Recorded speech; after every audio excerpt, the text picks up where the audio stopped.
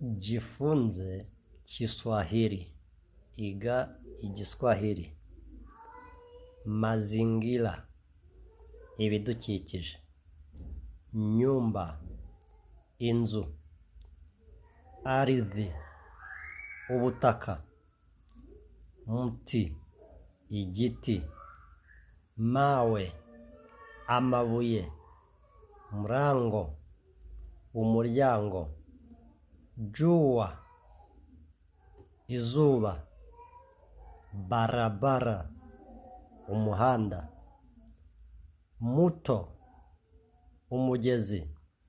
Maji, amazi. Mulima, umusozi. Watu, abantu.